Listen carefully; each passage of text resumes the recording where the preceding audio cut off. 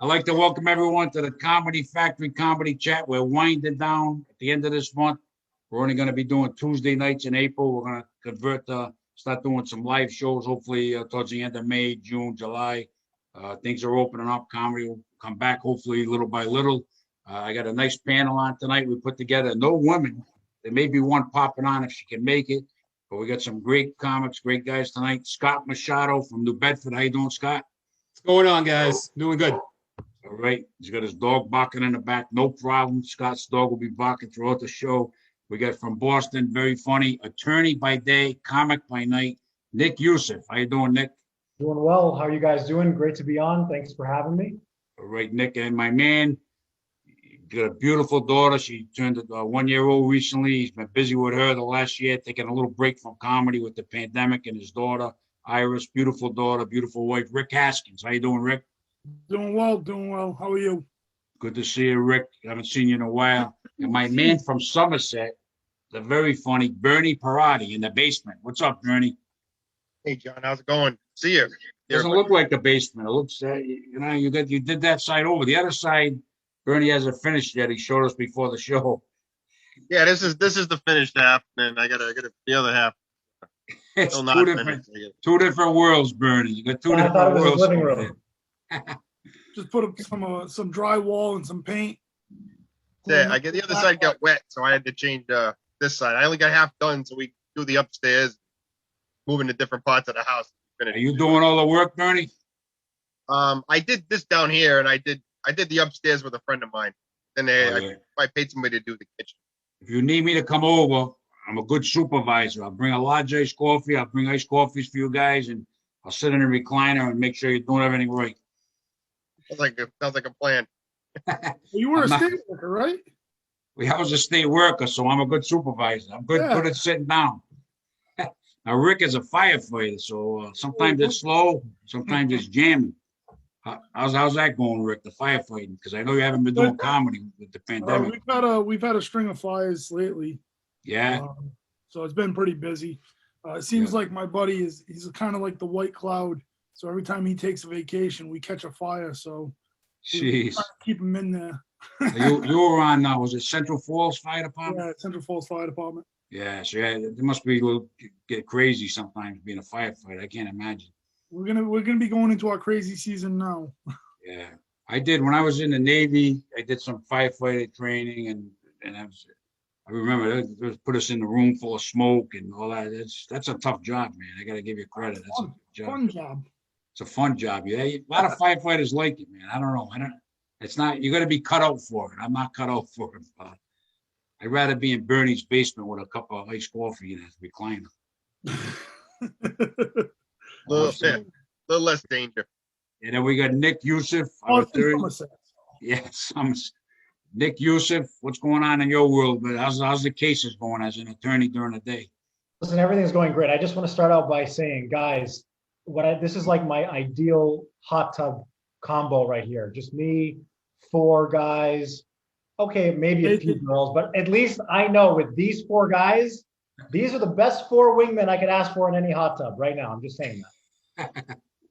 How's your case? You had a big case coming up, Nick, the last time we talked. It's going well. You know, I'm working right now trying to get either Channel 4 or Channel 7 to do some coverage on the case. You know, it's a $1 million plus case about a guy who made his mortgage payments. Then inexplicably, the mortgage company stopped taking his payments, tried to foreclose on him. We've been in litigation for 5 years, and my guy was clinically dead at one point last year. So the mortgage company is betting on my guy either dying because he's old, or because we settled with the previous mortgage company before it was transferred. They're thinking that the case got settled through and through. So really some interesting tactics. And when the whole country has a mortgage moratorium, it's kind of nasty to still see a mortgage company spending $500,000 on attorney's fees to fight a case that they knowingly tried to foreclose on a guy who was current on a mortgage all along. That's crazy. Trash. I would think you're going to win that case, Nick. I would hope, right? Yeah. If not, man, I'm going to start doing open mics, and I'll run them. I'll run all of them. If you don't want to do any more open mics, I'll do them. I'll run it for you. You're telling me the mortgage company spent $500,000 fighting this guy? And here's the crazy part. By statute, they have to pay me for all my 5 years worth of legal fees too. And they know that. But again, they're hoping that my guy who's 78 years old will drop dead and the case will go away with him. Well, now, if he passes away, you'll get the 5 years pay for all your work you did, right? John, that's a great point. So I had him sign over a sheet that handles his case in trust to his children if and when he passes. And luckily, we were able to get in discovery his statements and his deposition of all the damages that he went through. Because if you don't put them on notice of all the hardship that you went through, the medical condition that you're in, they can make the argument, we have no reason to believe he suffered anything. It was just a clinical error. Oops. So, yeah, I mean, but this is the stuff that keeps me up at night, because you don't know if, maybe heaven forbid he passes, all the work that you put in, his estate gets no money from that. So it's been a really interesting case, needless to say. Yeah, I mean, it's crazy. Like a big mortgage company like that, you would think, why would they, if they settled, they wouldn't have spent as much as they're going to spend. You're right. And the previous law firm that represented the previous mortgage servicer that did the same thing just 2 months before they transferred the case and transferred the mortgage file, they settled for, a lot of money, but nothing close to what the valuation of the case is now. So instead of settling for $50,000 in 2016, here they are fighting it tooth and nail. So, okay. That's crazy. You got to be a great attorney, Nick. Cases like that, you got to hang in there tooth and nail for this guy, man. It's crazy. Stressful, man. Stressful, but we'll get it done. We know who to call. You guys out there, you need an attorney. Nick Yusuf. You need a firefighter. Rick Haskins is there with a hose. You want a firefighter that way. You need an attorney, Nick Yusuf. You need to take a dog for a walk. We get Scott Machado with his dog, 6-year-old. What's your dog's name? So I have a 6-year-old bulldog named Piper. Piper. Okay. So he hasn't barked in a while now. That's good, Scott. No, I hear What's that? sniffing now. Before the It's show, coming. you and Nick were talking, and you guys knew each other at some point. When was this? Yeah, so before I did comedy, I was the health and wellness director at the Stoughton YMCA for like 4 years. And I used to see Nick coming all the time. Look at these gains. Exactly. Look at these gains. Yeah, Scott was very, very nice to me. He could have asked me for my ID and pass every single time. At any point. Conveniently, At I any forgot point in my general. ID and passed every time I went. Maybe he knew about this big case you got, Nick, and how good of a lawyer you were, and he didn't want to mess with you.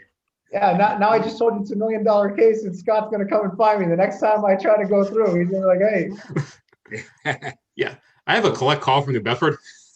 Yeah. Well, I know one thing. Fine. You guys have never seen me at the YMCA because I don't. Other than taking my kids there for swimming lessons, I don't go near any exercise equipment, Rick, because I believe I'm anti-exercise. I don't believe in exercise. John, you would love Stoughton. There's something called a health spa where dudes will just come in and spend about 8 hours a day in a spa with other dudes hanging out. Take it. Yep, just They do that. everybody's naked and they all just hang out in the health spa. It's an upgrade from membership, and they just hang out there. People don't even use the gym. They just come and hang out there 6 hours a day. You say 8 guys doing this thing? No, there's like easily 100 of them over throughout the day. They Wow. get fruit, they get towel services. It's bananas. Jeez.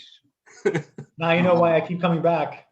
Got a YMCA in Swansea, but best we just got treadmills. I got none of that other. You can't get a towel over there. Huh? No towels. There's no Bernie. pool. There's none of that. No pool.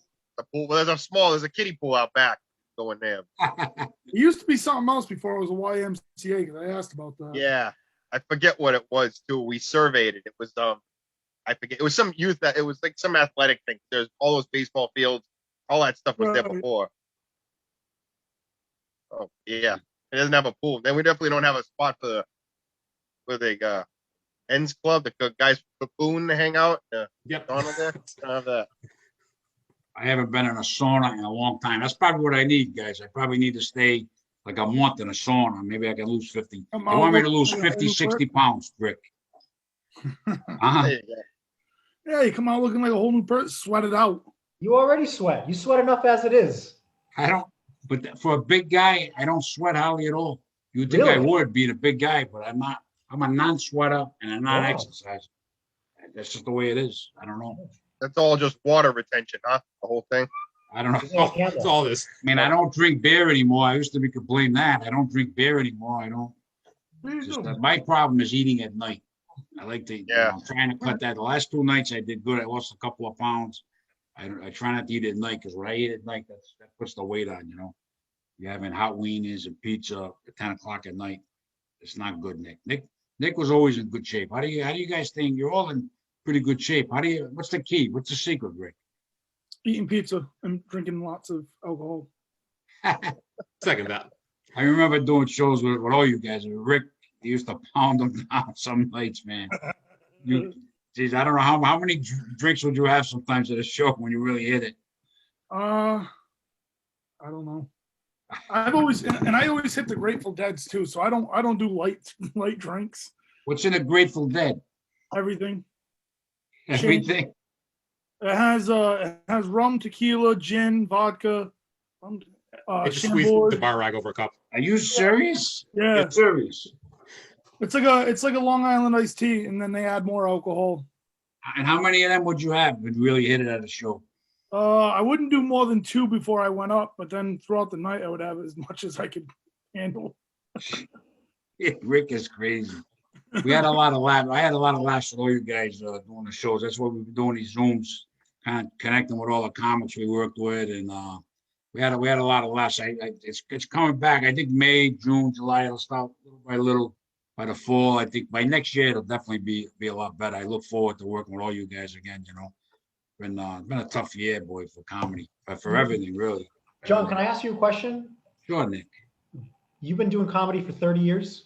I'm in my I mean, I was in my 29th year, and then we lost a year.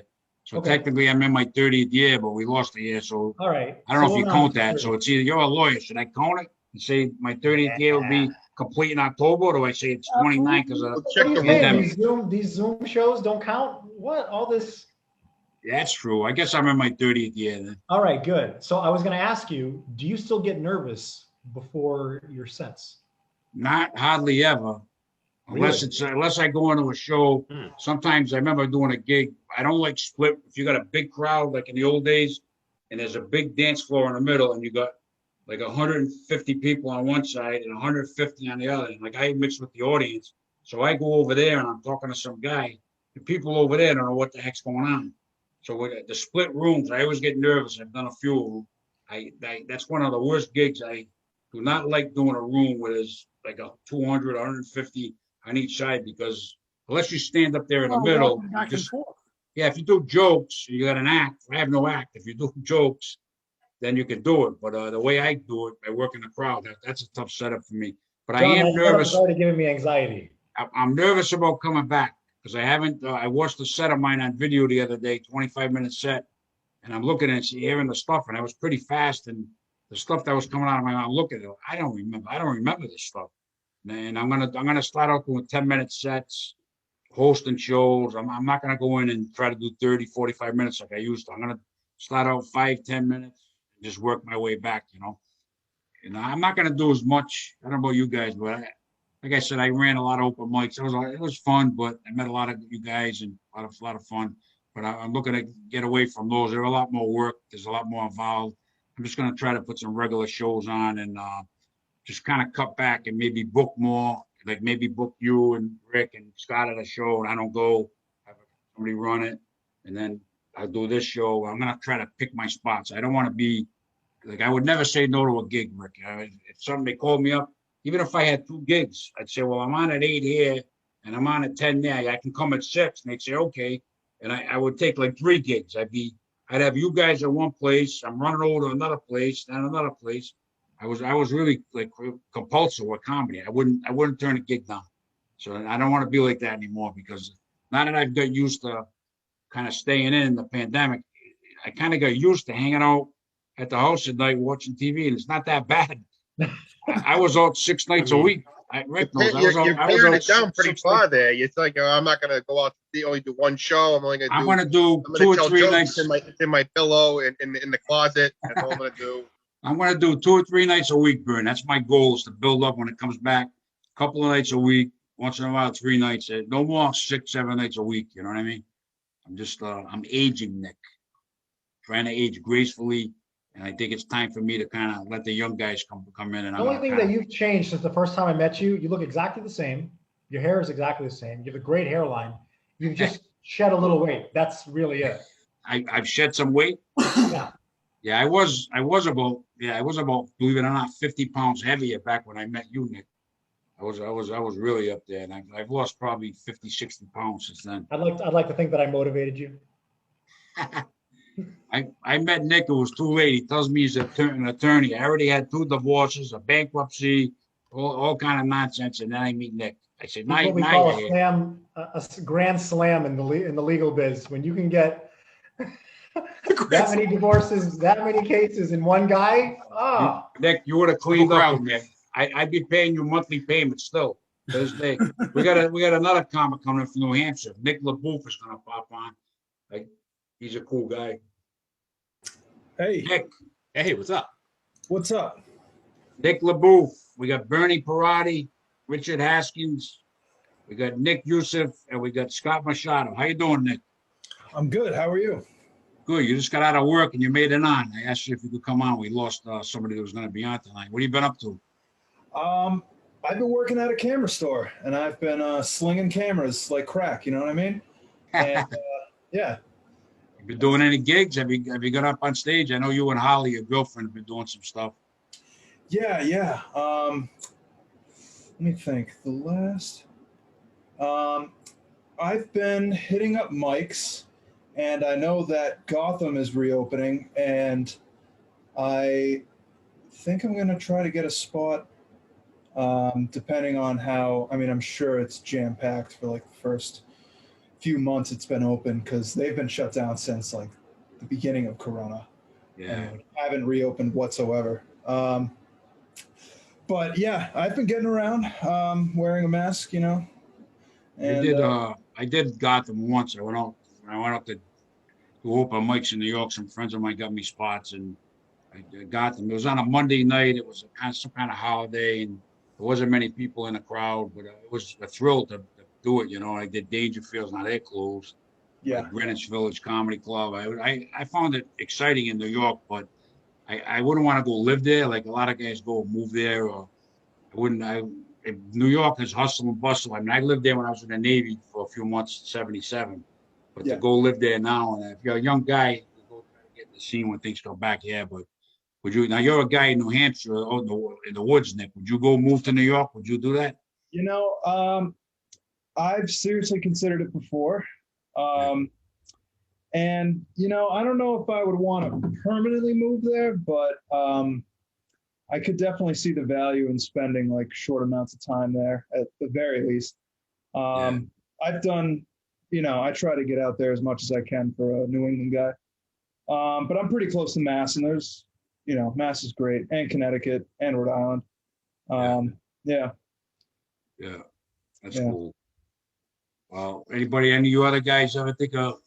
I know I never. I had kids and everything else. I couldn't do it. But anybody ever? Did you ever think, Nick, of moving out to New York or LA? Like, some comics go out there. Some have made it. You got Bill Burr and Dane Cook and Bob Marley from Maine. There's guys that have gone out there and made it, but there's a ton of guys that have gone out there and haven't.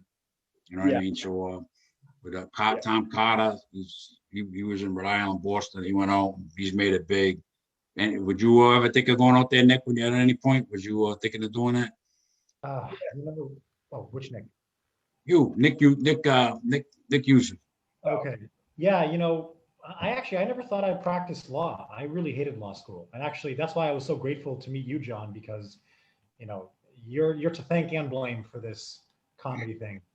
For me, you know, I went out to LA and I did a couple of shows, and I thought, okay, you know, maybe I'll do Second City, or I'll do some, you know, some voiceover work, because I was doing impressions. I did some impressions for a New York radio station, 77 WABC.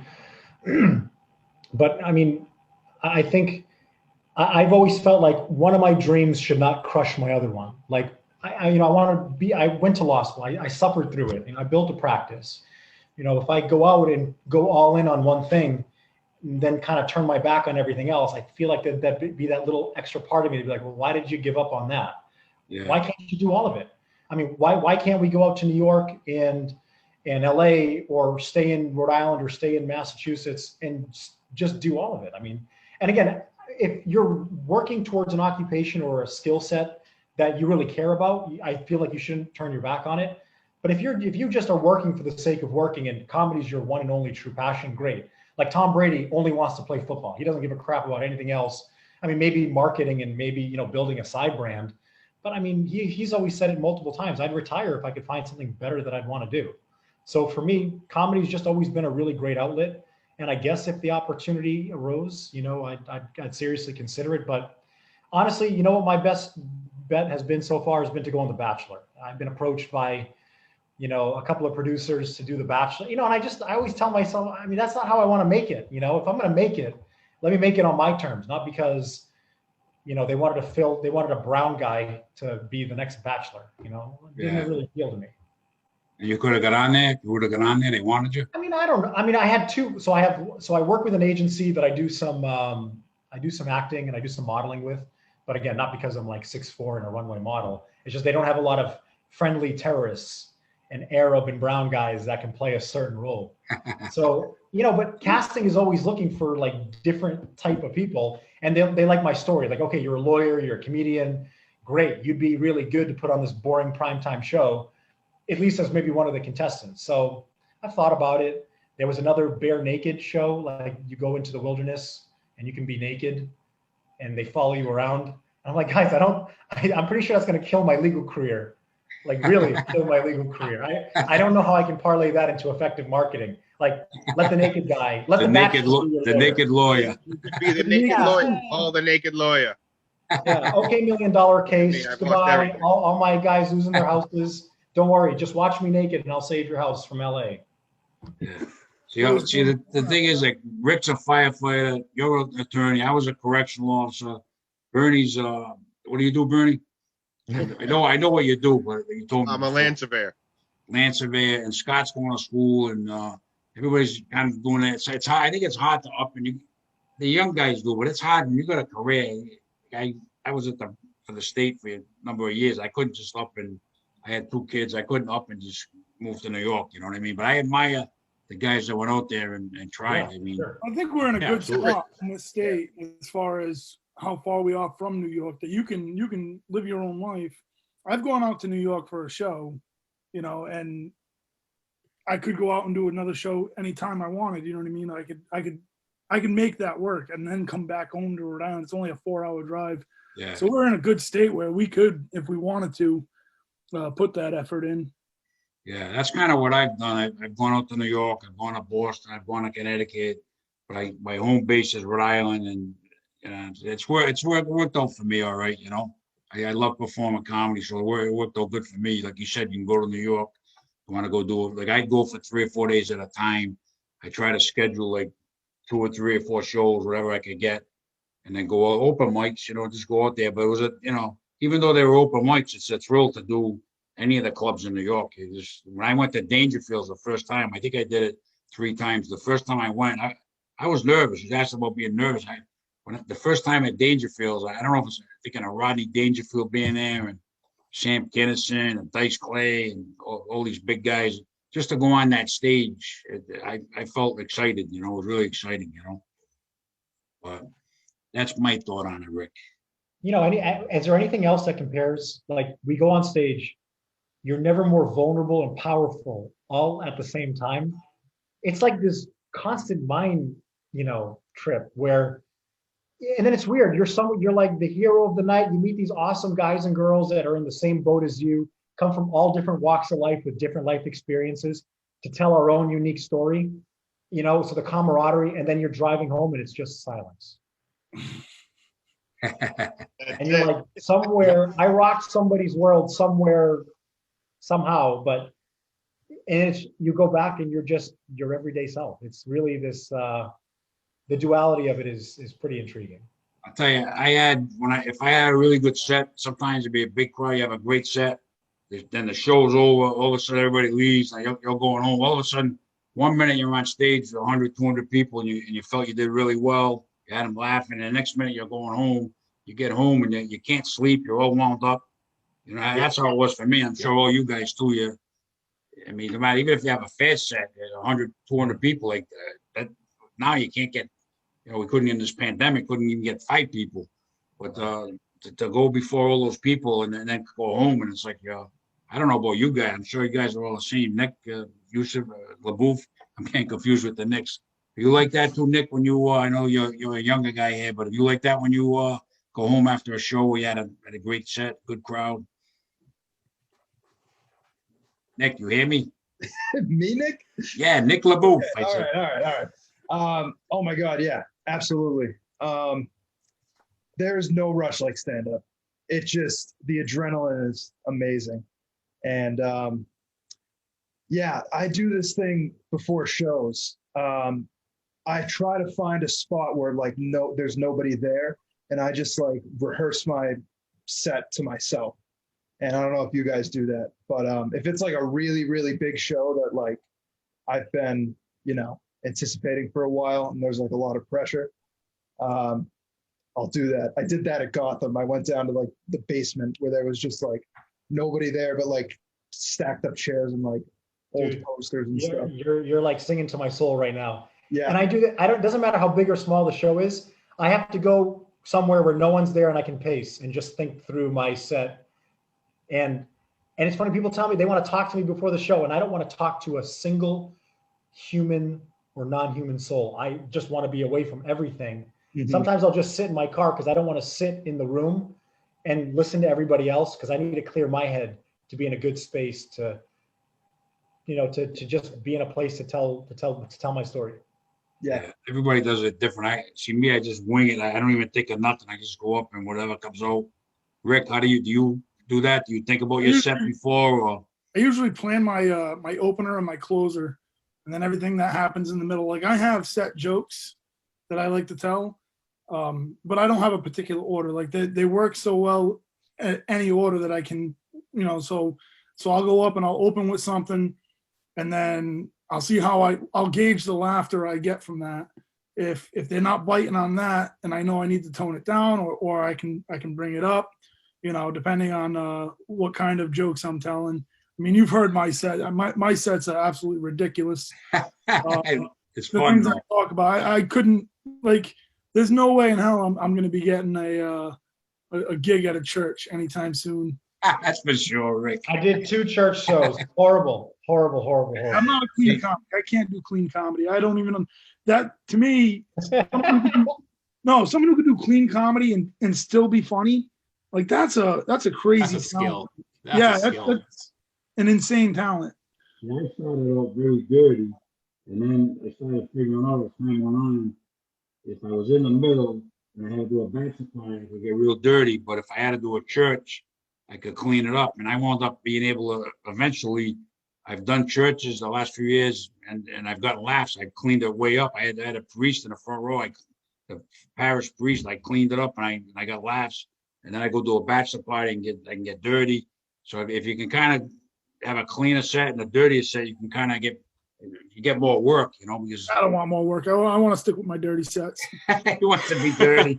Hey, if you want to be dirty, it's worked for Joe Rogan. Joe Rogan was a dirty comic in Massachusetts. I was supposed to work with him at a show when I started out, and I didn't know who he was. The booker said, this guy's a really dirty comic, and the show wound up getting canceled like a week before, and I didn't know who Joe Rogan was. And of course, he blew up, unbelievable, millions and millions of dollars later. Do you know how much he's worth, John? How much? His net worth is $100 million. Wow.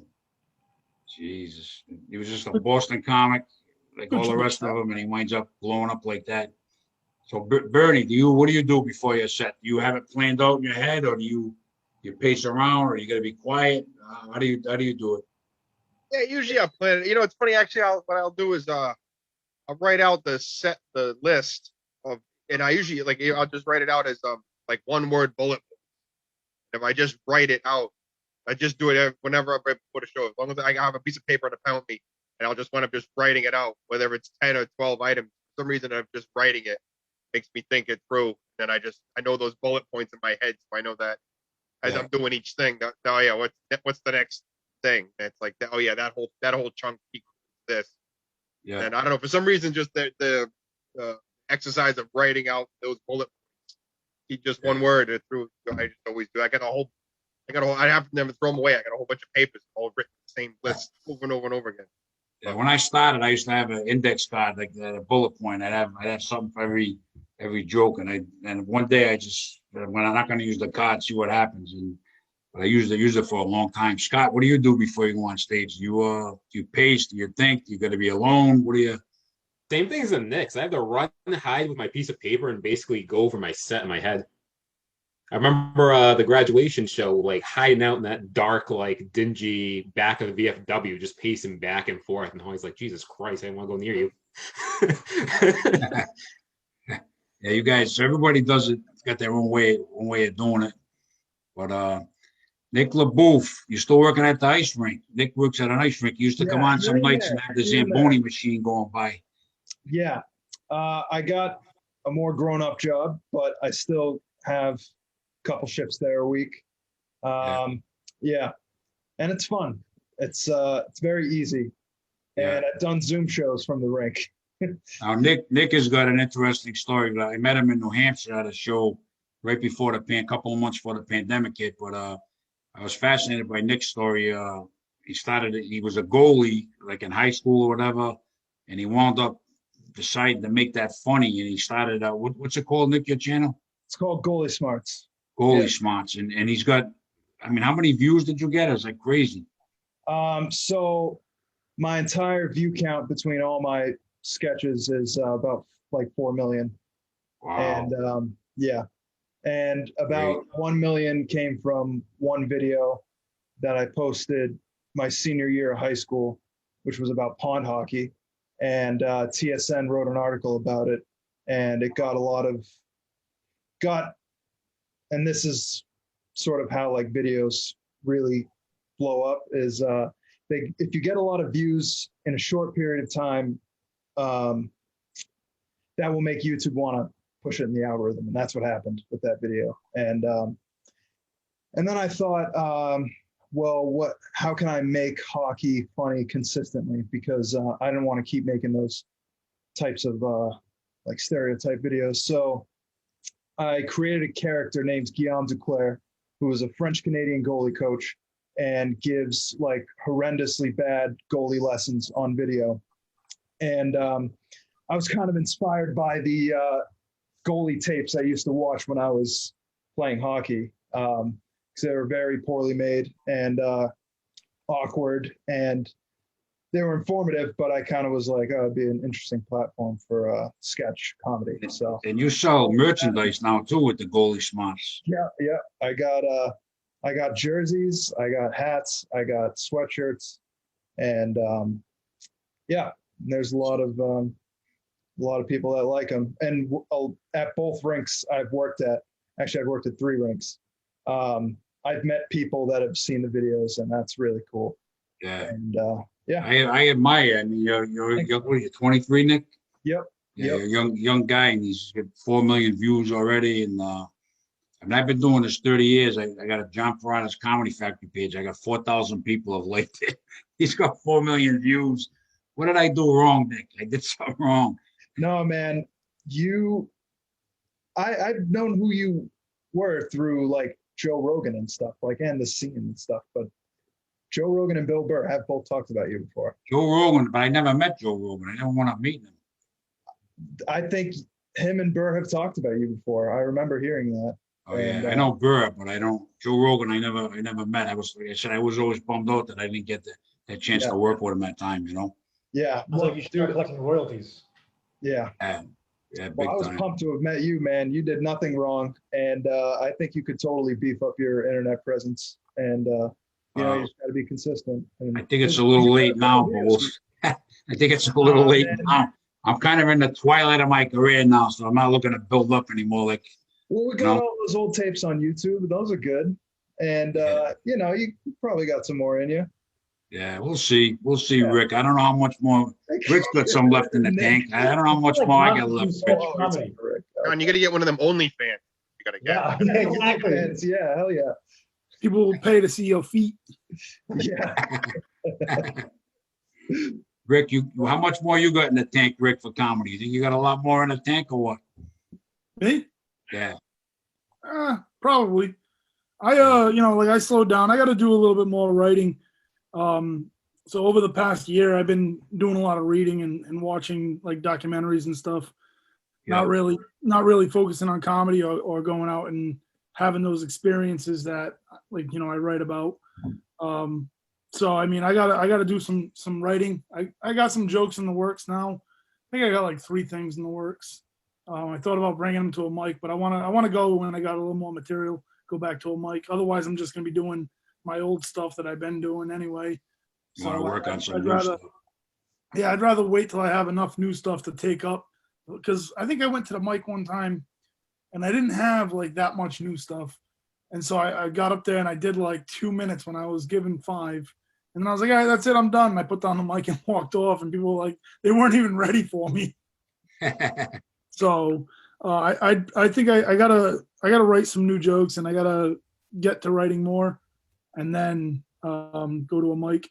But yeah, I think I still have. I'm only 35, John. I'm not. How old are you now? 35. Oh, you're a kid. You're a kid. Yeah, I got plenty in the tank. I got about 28 years. I was 28 when you were born, Rick. That's bad, man. That's bad. That's really bad. I'm getting up there. I'm in the twilight, guys. I'm in the twilight. Where it is, man. Now I haven't. The first year I did comedy, I used to be able to write material. And I don't know if it's because I get ADD or what. After that, I would try to write. I could never. I found when I went on stage, something came to my head that was kind of wacky, and I would say it. And if it worked, I'd remember the bit. Okay, I got that bit. And I found it's weird, but I write from the stage. I got different bits that I didn't have and would have never thought of. But when I was on the stage and looked at some guy and thought of something and said, and it worked, and I got a big laugh. And so I got to keep that. And I try to remember. I have no notebooks. It's all in my head. It's all in my head. So I've heard a if lot I of get Alzheimer's, I'm all done. What's that, I've heard a lot Bernie? of comedians say that's how they can't write. Like to sit down, I have that. You sit down in front of a blank page, you're like, what's, you know what I mean? But if you're working from the stage, lots of times people do, they just have a topic or something, and then you write from there. Like Chris Tabb told me he goes up there, and he's a good Boston headline. He goes up there and he just got a lot of stuff he's created, a lot of it from the stage, you know. That's what I found I did. I'd rather be a good writer. I wish I was a good writer. I admire you guys that can write, you know. I mean, that is weird. Early on, I could write some jokes and they worked. But as I got going, I don't know if I don't want to blame it, but part of it was I got involved in the running open mic scene, helping guys get stage time. And I put a lot into that. And then I put other shows together. And I never really, I never really focused enough on my act. Like I never, if I do it again, I like running the open mics. I met a lot of you guys, great guys. But I found by doing that and putting a lot to that, a lot of dedication to that, I didn't have enough to put into my own comedy career. I found that's what I think happened, you know, which I would do the same thing again. I don't care. Because I've met a lot of great guys, and I would do it again. But I think that's what happened for me. I didn't put enough. I put more into running shows and less into my own act, you know. I told you, man, if it wasn't for you, when I was in law school, I would never have gone into law. I'll never forget, I did a couple of shows with you, and I was like, man, I don't know if this is going anywhere or what I should do or what's going on. And I was like, hey, man, you think I'm doing all right? Yeah, buddy, you're doing good. You're doing good. Just, the thing you do with the thing, just do that. Where do we meet? The Connection, Nick? Yeah, at the Comedy Connection. Yeah, and you were debating about going to law school. You wasn't sure if you were No, going to I was go. already in law school. Oh, you were already in law finished school. law school, and then I met you, and then I was like, is this? I don't know. And I think my friends felt bad for me because they would come watch me because they're like, oh, Nick's ready to flunk out of law school or like just bail on a legal career. It's like his 3rd year.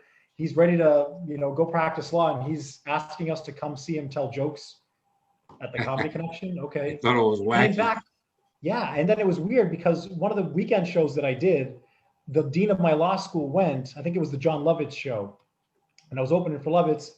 And then the dean of my law school was there, and I had him in class like the day before. He's like, the hell are you doing here? I was like, oh, I'm working here. He's like, oh, like bartending? I was like, no, I'm gonna be on stage.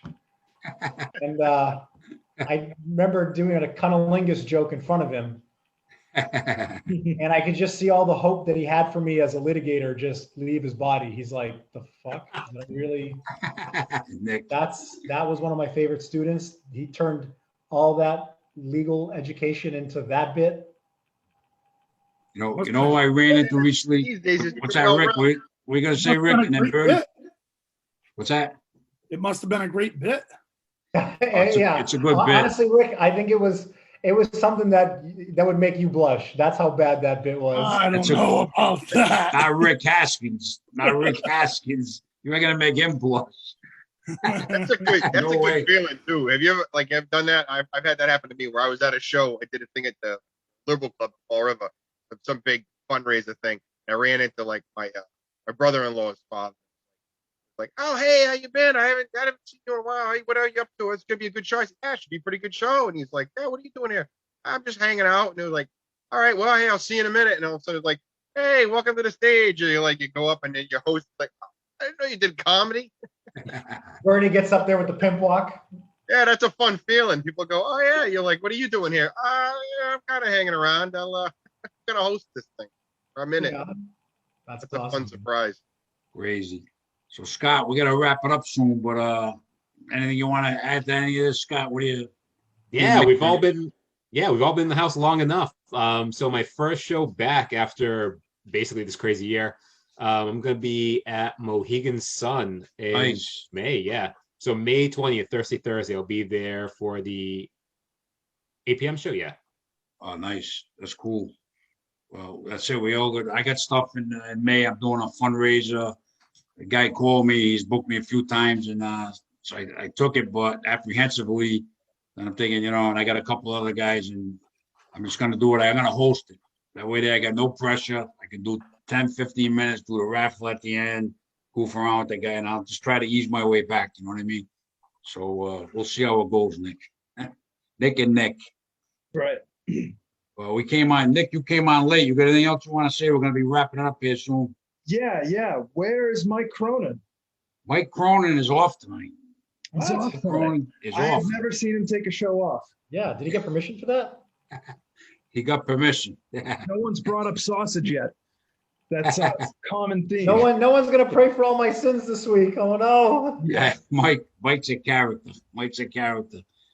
All right, we're gonna wrap this up. Bernie Perrotta, been great having you on. What do you want to say to wrap up this chat? Oh man, yeah. Thanks for having me on again. Oh man, I hope we get that vaccine soon. Yeah, Book some shows here. I think that. yeah. I'm getting the second shot in a few days, and I'm definitely after getting the first one, I could feel hey, this is gonna come back, and I feel getting the second one. Like I'm looking to May to get back into things. I think it's gonna start opening up. I think things are gonna get better. I think I think look when forward we to get the working with you. vaccine, things start opening up again. I think this time next year, give it like into the fall. There's gonna be people clamoring to go out to shows, walk, go out as much as they can and do Yeah, anything. I think the worst is behind us. You know what I mean? That's what I hope. The worst is behind us. And unfortunately, we lost a lot of people. I lost 3 friends that I knew from the virus that died of the virus. So 52 years old, one friend I worked with at the prison, a girl, old friend of mine, 61. And I don't know if you knew the guy, Anthony Tobby Richards was a comic in New Bedford. He was about 70, nice guy, great guy. I don't know if you might have worked with him at the Whaler Inn, Rick. Tobby Richards, he passed away a couple of months back. Yeah, he was a great guy, So it hasn't been easy, but we lost some, but we gotta carry on and get back on stage. Nick LaBouffe, you came on late. What's your last word tonight, brother? I miss Mike, but it's good to see you, John. And yeah, I love these shows, and I can't wait to see you out, hopefully on the scene soon. Yeah, And, definitely. I want to get back to Fody's. I met Nick and his girl Holly Johnston at Fody's Tavern in New Hampshire. I think I did it was like January 23rd or something like that. It was a little room, small crowd, but I'll tell you, I had a fun set. It was fun meeting you and Holly and Alana and Greg running the room, and it was a great night. It was a lot of a fun. great room for that size. There was only about 30 people, maybe 30 people, But you know what? I would give $1 million if I had it to go back to that night in that room. It was just so much fun, you know. We had so much fun, you know. Yeah, that was a blast. Yeah, and then I got you some couple of shows after that, and then everything fell apart. But great having you on, Nick, and Rick Haskins, my firefighter buddy, comedian.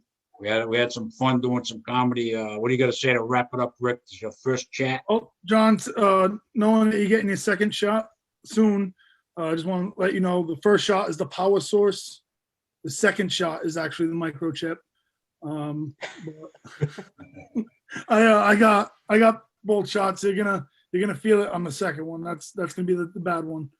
I'm getting the Moderna. I heard you get sick on that one, pretty bad sometimes. Yeah, I had some mild symptoms, and then I wasn't able to sleep that night. And then the next day, I just needed a nap, and then I was good. So Yeah. hopefully that's all it is for you. Hopefully no symptoms, really. Right. Yeah. Some people, I talked to somebody the other day, they said they couldn't even get out of bed for a day. Other people, fevers, chills. Some people, Yeah, nothing. Some I got people, nothing. nothing. Second shot. I had to give. I didn't have to. I volunteered for overtime to give the vaccines to like fellow first responders. Oh yeah. And I told 3 cops. The first 2 almost backed out of getting the shot. So I said, the common side effect is that you'll lose 3 inches on your member. And the first 2 are like, "Are you serious?" The third one called it. He was just like, "Oh, I could afford to lose 3 inches. Good, whatever." I was like, "Oh, this guy beat me to my game," yeah. No, I'm hoping everything finally gets back to normal now that the vaccination is going to be more widespread. Yeah, great. And I wish you luck with Kara and your beautiful daughter. You got a beautiful daughter, Iris. I think she made an appearance in the background when Kara came up. Oh yeah, she should have came on. She's beautiful. I should see the pictures you guys post, and always she's a great. Her sense of humor is worse than mine, though. She would have said something way too vulgar. Kara or Iris? Yes. Hey, good having you on, Rick. It's good seeing you. I remember doing a podcast at your house when you first moved out there, and so I've known. How long have I known you for? A few years now. I lost. I think if COVID didn't happen, this would be our 4th year. Yeah, we had some laughs. We had some good times. Comedy Connection and other crazy shows in the bowling alley and other places. Crazy. Good having you on, Rick. Good seeing you, man. Haven't seen you in a while. Scott Machado, what do you got to say to wrap it up tonight, brother? Oh, I already did. The show in Mohegan Sun. Oh, that's where you got Mohegan Sun. Yeah. I'm losing track. I mean, I told you I'm in the twilight. I'm in the twilight of my career. Great having you on, Scott. Your dog didn't bark almost the whole show. I know. I'm shocked. He was barking like crazy, and he just stopped. That's great. My dog, my daughter's dog, Winston, had a rough week. He got neutered on Monday. So I hung with him the last 2 days, but you wouldn't even know he got neutered. He's running. He's got the cone on his head, the shame of he's got the cone. He's running around all over the place. Crazy, man. But Nick, Yusuf, if my grandpuppy Winston wants to sue, we'll get you. Sure. But what do you got to say to wrap it up, Nick? Well, shout out to Mike Cronin, as Nick pointed out. First time doing a show without him, so looking forward to seeing him again soon. I'm going to wrap this up not the way Nick Yusuf would, but the way John Perrotta would wrap up a comedy set, okay? Hopefully the next time we see each other, we'll be going to the YMCA with Scott, who will let us in. We'll go inside the steam room. Look at this, a YMCA. We got a YMCA cast here. I got a hockey player. I got a lawyer. I got a firefighter. I got a corrections officer, and I got a guy in construction as a land surveyor. We'll get the whole YMCA together in the YMCA, in the spot, in a hot tub, because this is my dream team that I want by my side in a jacuzzi. Yeah, crazy, Nick. I hope you win that. Keep us posted on that case for that 78-year-old guy, man. I want him to win that case, man. Yeah, for sure. I want you to win that. I'm sure you're going to win it, Nick. Hey, hands down, you're going to win that. But hey, it's great having all you guys on tonight. Once in a while, we have a girl on, but a couple of girls. But tonight was guys' night, and we had a lot of fun. Great having all you guys on, and stay safe. And we'll be back on stage. I'm confident very soon, within a couple of two months, man. I think we'll be back there. Some of you guys have already been on, like Nick, but I think we'll be back soon. So thanks for coming on, guys. Thanks, man. Thanks, guys. Thanks, John, for having me. Thank you very